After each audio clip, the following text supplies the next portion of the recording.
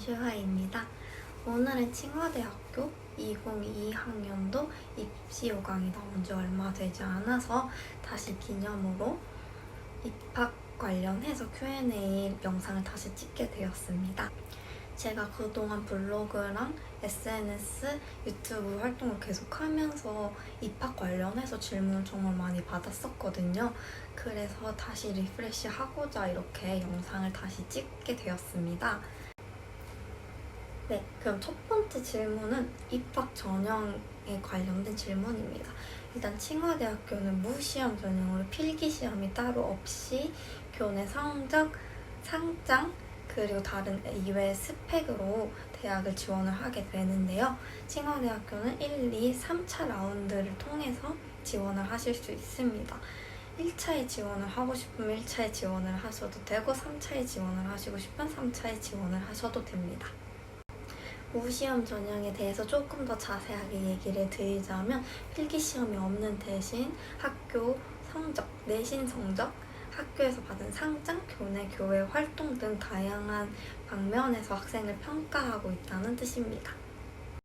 두 번째 질문은 내신 성적에 관련된 질문이었습니다. 제가 정말 많이 받았던 질문 중에 하나인데요. 저는 그동안 내신 몇 점대여야지 안전하게 합격할 수 있나요? 저 내신이 몇 점대인데 과연 합격할 수 있을까요? 라는 질문을 정말 많이 받았었어요. 하지만 저는 이제 입학사정관이 아니고 저도 이제 합격을 한 지 2년 된 학생이기 때문에 어떤 방식으로 학생 뽑는지는 잘 모르겠지만 무시험 전형이란 뜻은 학교 내신을 많이 볼 수도 있다는 뜻이기 때문에 내신이 많이 중요해 보이긴 합니다.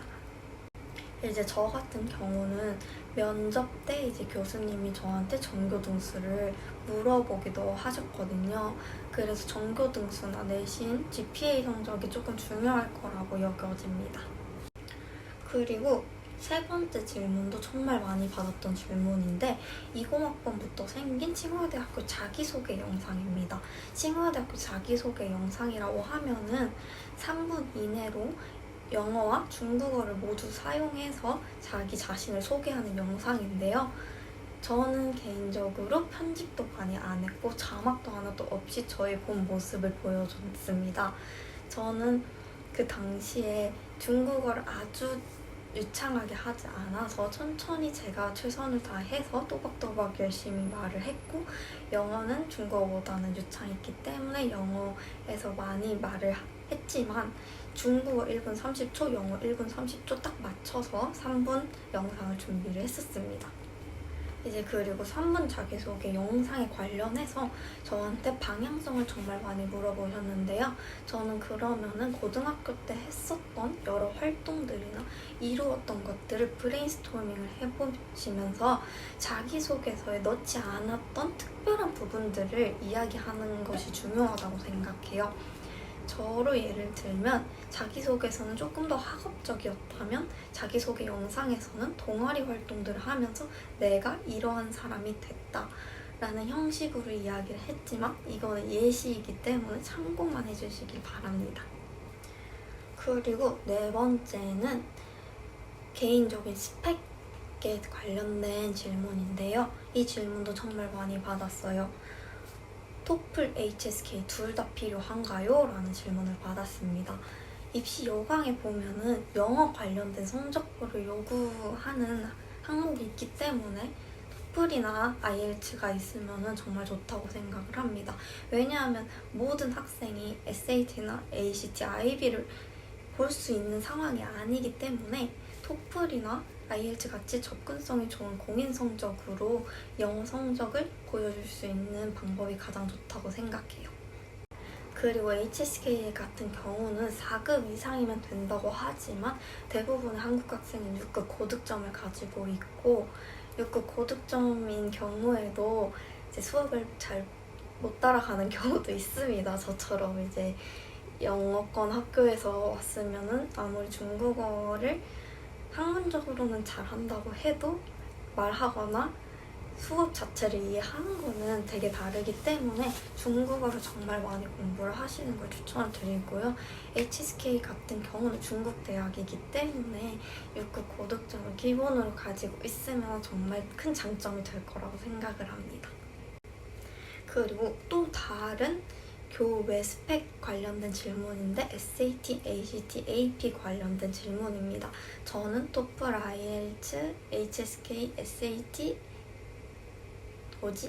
ACT, AP 전부 다 있는 학생으로서 말씀을 드리자면 모두 다 필요한 건 아니라고 생각이 듭니다. 왜냐하면 저는 있어서 냈지만 없는 학생들도 많고 학교마다 SAT 수업을 해준 학교가 있고 안 해준 학교도 있고 AP 수업을 해주는 학교도 있고 아닌 학교도 있기 때문에 그거를 전부 다 모든 학교에 맞춰서 기준을 하지 않았기 때문에 그건 중요하지 않다고 생각을 하고 만약에 있으면 제출하는 건 정말 좋은 스펙이 될 거라고 생각을 합니다.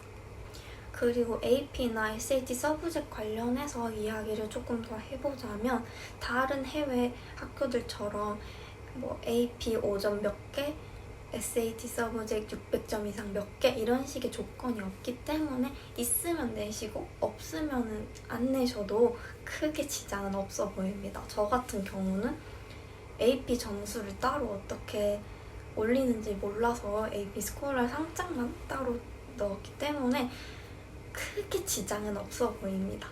또 다른 질문은 고등학교 동아리 교내 교회 활동 관련된 질문인데요.